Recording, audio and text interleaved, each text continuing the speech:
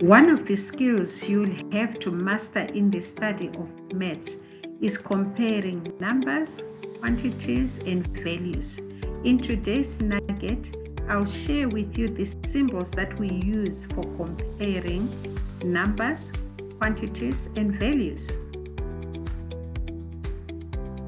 It is always good to know if one number or quantity or value is equal, smaller than, or bigger than the given value, number, or quantity. We use the equal symbol when two numbers, values, or quantities are equal.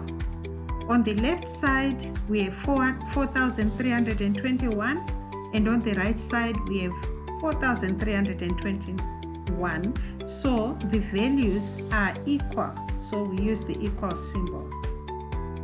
When the sign points to the left like this, it shows that the number on the left is smaller than the number on the right.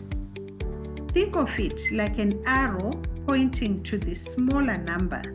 The pointy side points to the smaller value.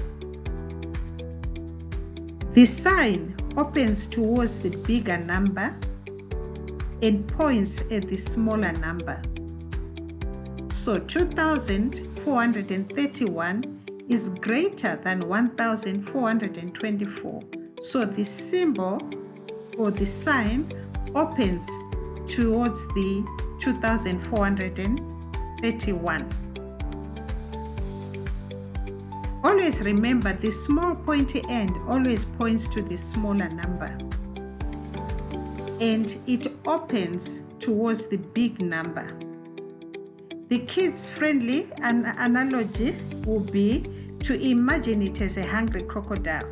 It always opens its mouth towards the bigger number, and the pointy side shows the smaller number.